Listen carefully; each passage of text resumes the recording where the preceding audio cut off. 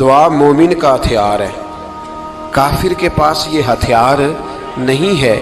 مومن جب اپنے مالک کے حضور دعا مانگتا ہے نا، دنیا میں آپ کسی سے زیادہ مانگیں تو وہ ناراض ہو جاتا ہے۔ وہ کہتا ہے بھائی تو نے تو کام بنا لیا ہے، کل بھی دیا تھا، پرسوں بھی دیا تھا، روز روز تجھے کون دے؟ میرے نبی پاک علیہ السلام نے فرمایا جو اپنے رب سے زیادہ مانگتا ہے رب اس سے زیادہ راضی ہوتا ہے، زیادہ راضی ہوتا ہے۔ اب دعا مخصوص اوقات نہیں دعا کے، فرمایا اذا دعان، جب بھی دعا مانگو گے تمہارا رب تمہاری دعا کو، جب بھی دعا تو دعا کرتے رہنا چاہیے، ہر وقت دعا میں بندہ شامل رہے، اللہ کے ذکر میں شامل۔ یہ جو قرآن مجید نے کہا نا یا ایھا الذین آمنوا اذکروا اللہ ذکرا کثیرا، اے ایمان والو اپنے رب کا ذکر کثرت سے کرو، وسبحوہ بکرۃ واصیلا، اور صبح و شام اسی کی پاکی بیان کرو۔ تو اس سے مراد یہ نہیں ہے کہ تسبیح لے کے سارا دن مسجد میں بیٹھے رہو اور کام کوئی نہ کرو، بلکہ اس کا مطلب یہ ہے کہ روٹی شروع کرو تو اللہ کے نام سے، اختتام کرو تو اللہ کے نام، سو جاؤ تو رب کا نام لے کے، سویرے اٹھو تو اللہ کا نام لے کے، جب تمہیں کوئی چیز اچھی لگے تو ماشاءاللہ کہو، جب کوئی مصیبت آئے تو کہو انا للہ و انا الیہ راجعون۔ تو سارا دن اللہ کا ذکر جاری رہے گا۔ نبی پاک صلی اللہ علیہ وسلم نے مسلمان کو ایک دوسرے سے ملنے کا طریقہ بتایا۔ مصیبت آئے تو کیا کہنا ہے؟ صرف فوتگی پہ نہیں کہنا، اس کی وضاحت کر دوں۔ کوئی بھی الذین اذا اصابتہم مصیبہ، جب بھی کوئی مصیبت آئے، اللہ کے بندے کہتے ہیں ہم اللہ کی طرف سے آئے ہیں اور اللہ کی طرف ہی ہم نے لوٹ جانا۔ تو میرے عزیز ہر وقت اللہ کا ذکر جاری رہے گا، ہر وقت زبان پہ رب کریم کا۔ دیکھیں نا نبی پاک علیہ السلام نے ہمیں ملاقات کا طریقہ بتایا۔ ایک صحابی آئے تو انہوں نے آ کے کہا السلام علیکم، نبی پاک علیہ السلام نے فرمایا رب تعالیٰ نے اسے 10 نیکیاں عطا فرمائی ہیں۔ دوسرے آئے تو انہوں نے کہا السلام علیکم ورحمۃ اللہ، تو محبوب فرمانے لگے، امام بہقی نے اس کو لکھا ہے، محبوب فرمانے لگے رب کریم نے اسے 20 نیکیاں عطا فرمائی۔ ایک اور آئے، عرض کیا السلام علیکم ورحمۃ اللہ وبرکاتہ، محبوب فرمانے لگے اللہ نے اسے 30 نیکیاں عطا فرمائی۔ اچھا اس کا مطلب کیا ہے؟ السلام علیکم، تم پر سلامتی ہو، سادہ ترجمہ یہ ہے کہ تم سلامت رہو، تم سلامت رہو، ورحمۃ اللہ وبرکاتہ، تم پر اللہ کی رحمت بھی ہو اور اس کی برکتیں بھی ہو۔ وہ کیا کہتا ہے؟ وہ کہتا ہے وعلیکم السلام، تم پر بھی سلامتی ہو، ورحمۃ اللہ وبرکاتہ، اللہ کی رحمت ہو اور اس کی۔ یہ جو مسنون دعائیں ہیں نا جو حضور نے ہمیں دعائیں سکھائیں ہر موقع پہ، ان کا کمال دیکھیے۔ اب ایک مسلمان نے آتے کہا السلام علیکم، اس کا مطلب کیا ہے؟ تم پر۔ اب وہ جھگڑا کرے گا اسے مارے گا، اس کا مال چھینے گا؟ اس نے تو آتے ہی کہا ہے تم پر سلامتی ہو۔ تو جو سلامتی کی دعا دینے والے ہیں وہ جیب تھوڑی کاٹیں گے، وہ غبن تھوڑی کریں گے، ڈاکہ تھوڑا ڈالیں گے۔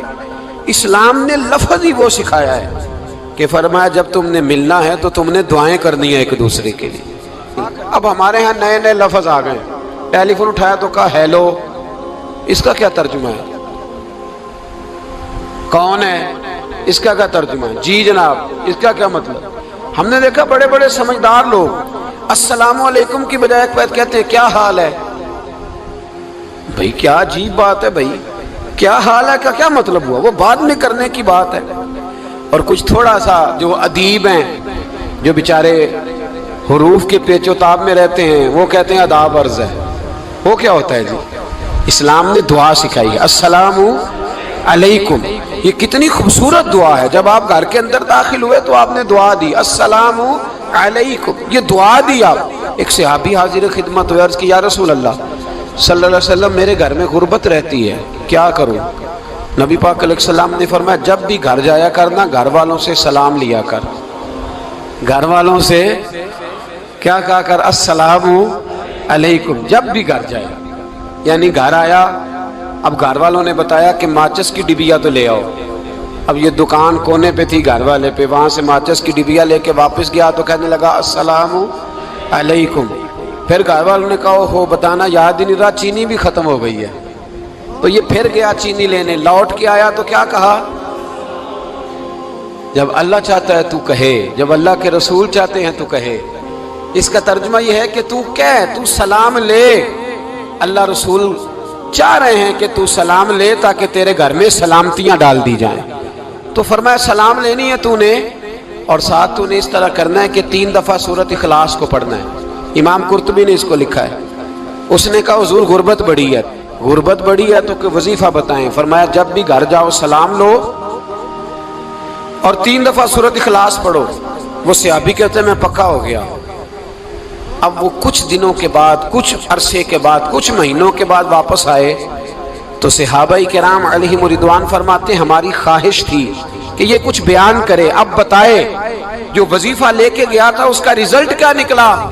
کہتے اس نے بڑی حیرت انگیز بات کی، حیرت انگیز عجیب انداز میں. کچھ لوگوں کا دل ہوتا ہے نا کہ مجھے ملے میرے پڑوسی کو نہ ملے، اور کچھ کا دل ہوتا ہے یار مجھے بھی ملا ہے اور الحمدللہ میرے پڑوسی کو ملا ہے. تو صحابی جب حاضر ہوئے تو صحابہ کہتے ہیں ہمیں تجسس تھا کہ یہ کچھ بتائیں. تو حضور نے فرمایا کیا حال ہے تیرا؟ کہا یا رسول اللہ کمال ہی ہو گئی ہے حضور، میں جب بھی گھر جاتا ہوں سلام لیتا ہوں اور 3 دفعہ سورۃ اخلاص پڑھتا ہوں. میں تو امیر ہو ہی گیا ہوں، میرے تو ہمسائے بھی امیر ہو گئے. کتنا پیارا ہے یہ جملہ، کتنا حسن ہے. اتنا اچھا لفظ کسی اور کے پاس ہے ہی نہیں جو الفاظ ہمیں ہمارے رسول نے عطا فرمایا. اس کو اپنائیے، اس کو اپنائیے. یہ الگ بات ہے کہ لوگ مطلب کے لیے سلوٹ کر لیتے ہیں بڑا سارا، لیکن مطلب کے لیے نہیں. جس کو جانے اس سے بھی سلام لیں، جس مسلمان کو نہیں جانتے اس سے بھی. تو نبی پاک نے ہمیں مسنون دعائیں سکھائیں. رات کو جب سونے لگیں اللہ کے رسول صلی اللہ علیہ وسلم نے ہمیں دعا سکھائی. حضور نے فرمایا جب سونے لگو تو مسلم شریف میں فرمایا تم نے یہ دعا پڑھنی، اللہم باسمک اموت و احیا. تم نے کہنا اے اللہ میں تیرے نام پر مرتا ہوں اور تیرے نام پر جیتا ہوں. نبی پاک صلی اللہ علیہ وسلم نے ایک حدیث میں فرمایا کہ یہ جو نیند ہے نا یہ موت کی چھوٹی بہن ہے، یہ موت کا ایک حصہ ہے. جس طرح انسان سو جائے تو کوئی خبر نہیں ہوتی کیا ہو رہا ہے، بالکل وہ اٹھا ہے تو اس نے کہا ہو یہ کیا ہوا. سو جاتا ہے نا آدمی، اسے خبر نہیں ہوتی. اوہو میں نے تو 11 بجے اٹھنا تھا، یہ تو 3 بج گئے. اب اسے خبر نہ رہی. سوتے ہوئے لوگ چوری کر لیتے ہیں. بلکہ اس طرح بھی ہوتا ہے کہ آدمی نے گکھڑ اترنا تھا، وہ پنڈی سے آ رہا تھا لیکن وہ سویا ہوا تھا. آنکھ تب کھلی جب کاموں کی آ گیا تھا. اب اس کا اس پر زور. تو فرمایا کیا پتا اب تو کھل گئی کاموں کی، جا کے لاہور جا کے کسی جگہ پہنچ کے تو یہ بھی ممکن ہے کہ کھلے ہی نہ، نیند ہی موت کا سبب بن جائے. تو کہہ کے سو کہ یا اللہ تیرے نام پہ سو رہا ہوں. اللہ کس نام پہ سو رہا ہوں؟ یار اگر ہم ان دعاؤں کا حسن سمجھے مت، اللہم باسمک اموت و احیا، یا اللہ میں تیرے نام پہ سوتا ہوں اور تیرے نام پر اٹھتا ہوں. گویا کہہ رہا یا اللہ میری نیند بھی تیرے فضل سے ہی ہے، اور اگر آنکھ کھل جائے تو وہ بھی تیرے فضل سے ہی ہے. کتنا اعلیٰ نبی پاک علیہ السلام نے انداز سکھایا. اور پھر بخاری شریف میں حدیث موجود ہے، فرمایا جب اٹھو تو کہو الحمدللہ الذی احیانا بعد ما اماتنا والیہ النشور. فرمایا جب تم سو کے اٹھو تو پھر کہو اے اللہ ساری تعریفیں تیرے لیے، تمام تعریفیں جس نے ہمیں موت کے بعد حیات دی. موت کے بعد فرمایا احیانا بعد ما اماتنا، ہمیں مرنے کے بعد گویا اللہ کا شکر ادا کر کے آنکھ کھل گئی. دیکھیں کس طرح اسلام مسلمان کو اللہ کے ساتھ جوڑتا ہے. فرمایا شکر کر، آنکھ کھل گئی. کہ یا اللہ تیرا شکر ہے تو نے موت کے بعد ہمیں دوبارہ حیات عطا فرمائی، یہ شکر ادا کرو. گویا تم یہ نہ کہنا کہ میں اٹھ گیا ہوں تو میرا کمال ہے، یہ نہ سمجھنا میں اٹھ گیا ہوں تو میں بڑا پابند ہوں، جب میں ارادہ کر لوں کہ میں نے 11 بجے اٹھنا ہے تو پھر میں اٹھ جاتا ہوں. یہ نہ کہنا کہ یہ الارم بڑا اچھا ہے، یہ مجھے اٹھا لیتا ہے. ذہن کے اندر خیال کر کہ نیند تو موت کی طرح تھی، یہ جو میں اٹھ گیا ہوں تو اپنے رب کے فضل سے اٹھا ہوں. جو میں اٹھ گیا ہوں، جو ابھی اٹھے ہیں وہ تو بول دینا کم از کم کہ میں اپنے رب کے فضل سے اٹھ گیا. تو دعا سکھائی. پھر دیکھیے نبی پاک صلی اللہ علیہ وسلم نے فرمایا جب تم بیت الخلاء میں جاتے ہو نا، واش روم میں جاتے ہو تو گندی چیزیں ہوتی ہیں وہاں، شیطان ہوتے ہیں، جنات ہوتے ہیں، یہ گندگی پہ ہوتے ہیں. جب تم واش روم جاؤ، بیت الخلاء جائے، تب بھی دعا مانگو. کیا دعا مانگو؟ وہ دعا بھی نبی پاک صلی اللہ علیہ وسلم نے ہمیں تعلیم فرمائی اور بخاری میں ہے، کہا پڑھا کرو اللہم انی اعوذ بک من الخبث والخبائث، کہو اے اللہ ناپاک چیزوں سے میں تیری پناہ مانگتا ہوں، وہ نر ہوں یا مادہ ہوں، اللہ میں تیری پناہ مانگتا ہوں۔ واش روم کے اندر بہت ساری بری چیزیں ہوتی ہیں، جوان میری بات پر توجہ فرمائیں، وہاں بہت ساری گندی چیزیں ہوتی ہیں۔ انسان کئی دفعہ واش روم میں جاتا ہے، اسے وسوسے زیادہ آتے ہیں، یہ نوٹ کریں میری بات کو۔ اصل میں نا ہم بات ڈھونڈ رہے ہیں علاج اپنی بیماریوں کا، حالانکہ علاج تو سارا مدینے والے رسول کے پاس موجود ہے، محبوب کے پاس ساری دوائیاں ہیں۔ تو نبی پاک علیہ السلام دیکھیں نا، انسان واش روم میں جاتا ہے اسے وسوسے آتے، برے خیالات آتے، وہ گناہ کی طرف کئی دفعہ مائل ہوتا ہے، تو کہا تو دعا پڑھ کے جا اللہم انی اعوذ بکا، یا اللہ میں تیری پناہ مانگتا ہوں من الخبث والخبائث، ہر خبیث اور بری چیز سے میں تیری پناہ مانگتا ہوں، وہ نر ہو یا یار کتنا عظیم دین ہے، کتنا عظیم میرے مصطفیٰ کریم کا وہ والا دین ہے۔ اصل میں اللہ کرے بی اے پاس بچے کو بیت الخلاء کی دعا بھی یاد ہو جائے، ایسے یاد ہو جائے، اور اس کے ماں باپ سمجھ لیں کہ جوان ہو گیا ہے، تو اب ہو سکتا ہے اس کی طرف شیطان حملہ زیادہ کرے، اسے خراب کرنے کی کوشش کرے، تو لہٰذا اسے دعا سکھائی جائے تاکہ اس کو پہلے سے پتا ہو کہ میں نے اس بے ایمان سے بچنا کس طرح سے۔ اب آپ دیکھیے نبی پاک علیہ السلام نے ہمیں دعا سکھائی، مصنف ابن ابی شیبہ میں۔ کون سی دعا؟ واش روم سے نکلنے کی۔ اللہ اکبر، بڑی زبردست دعا ہے، بڑی زبردست۔ آپ یقین کریں اس ایک ایک دعا پر ایک ایک پورا بیان ہو سکتا ہے، ایک ایک۔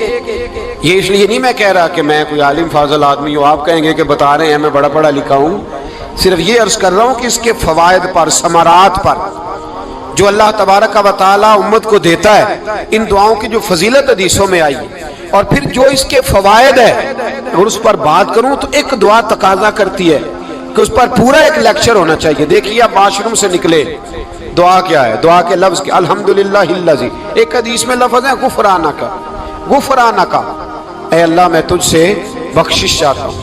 اور جو مشہور اور معروف ہے مصنف ابن ابی شیبہ کی روایت، فرمایا الحمدللہ الذی اذھب عنی العذاب وعافانی، فرمایا اے اللہ تیرا شکر ہے۔ واش روم سے نکلا ہے تو کہہ رہا ہے یا اللہ تیرا شکر ہے، تو نے مجھ سے اذیت دور کی، وعافانی، اور تو نے مجھے عافیت عطا کر دی، اذیت دور کر دی اور عافیت۔ بولیے، واش روم سے نکلا ہے تو کیا کہتا ہے؟ یا اللہ تیرا شکر ہے، تو نے مجھ سے اذیت دور کر دی اور مجھے عافیت۔ ڈاکٹر حکیم ہومیوپیتھک ایک چیز پر متفق کم ہوتے ہیں، پتہ ہے نا آپ کو، لیکن اس بات پر سب کا اتفاق ہے کہ اگر کسی کو قبض ہو جائے نا تو شاید 70 یا 72 بیماریاں لگ جاتی ہیں اس کو۔ اور جب آدمی کو قبض ہوتی ہے نا، پیٹ کے اندر فضلہ جم جاتا ہے، خارج نہیں ہوتا، اس کو اعصاب کی بیماری ہوتی ہے، اس کے ذہن پر اثر ہوتا ہے اس چیز کا۔ آپ یہ مت سمجھیں کہ کھانا کھانا ہی ایک کمال ہے، اللہ نے یہ بھی نعمت بنائی ہے کہ کھانا جب خارج ہوتا ہے تو وہ بھی اللہ کا بہت بڑا احسان ہے۔ تو فرمایا تو سمجھا ہی نہیں، اگر تجھے قبض ہو جاتی، تیرے پیٹ کے اندر وہ چیز جم جاتی، تیرے لیے کتنی تکلیف کا باعث تھی۔ ان لوگوں سے پوچھئے جو اس کے بیمار ہیں، اس کے مریض ہیں، وہ کتنی تکلیف میں رہتے ہیں، سر میں درد ہوتا ہے، سر چکراتے ہیں۔ ایک بہت بڑا روڈ ایکسیڈنٹ ہوا تو ڈرائیور سے لوگوں نے پوچھا کہ مسئلہ کیا ہے، تو کہنے لگا میں قبض کا مریض ہوں، تو میں کھانا کھا لیتا ہوں تو میرے ذہن پر وہ اس قدر زیادہ گیس کا غلبہ ہوتا ہے کہ میں سخت تکلیف میں ہوں۔ نبی پاک علیہ السلام نے ہمیں سمجھایا اور بتایا کہ سمجھ لو یارو، کھانا کھانے کی نعمت تو اللہ نے تمہیں عطا فرمائی ہے، لیکن کھانا کھانے کے بعد اس کا اخراج بھی اللہ کی بہت بڑی نعمت ہے، تو اللہ کا شکر ادا کرو۔ پھر جب آپ گھر سے نکلیں گے تو بھی اس کی دعا ارشاد فرمائی، بسم اللہ توکلت علی اللہ، اللہ کے نام سے گھر سے نکلتا ہوں اور میں نے بھروسہ بھی اللہ کے نام پہ کیا۔ جب گھر سے نکلیں تو کس کے نام پہ بھروسہ کریں؟ بولیے، حضرت رابعہ بصریہ رحمت اللہ علیہا آپ تشریف لے گئیں حج کرنے، جس دن واپس آئیں اپنا اونٹ کہہ گئی جاتی دفعہ، کہنے لگی اللہ میں تیرے حوالے کر کے جا رہی ہوں، اور بسم اللہ توکلت علی اللہ، بھروسہ بھی تیری ذات پہ ہے۔ جس دن واپس آئی نا، اسی دن کسی نے بتایا کہ اماں آج ہی تیرا اونٹ مر گیا ہے، تو اونٹ کے سرانے کھڑی ہو کے کہنے لگی مولا میں تو تیرے نام پہ، تیرے پہ بھروسہ کر کے گئی تھی، تیرے حوالے، میں تو تیرے گھر گئی تھی۔ تو لوگ کہتے ہیں اماں کے منہ سے لفظ نکلے تو اونٹ زندہ ہو کے کھڑا ہو گیا، کھڑا ہو گیا ہوں۔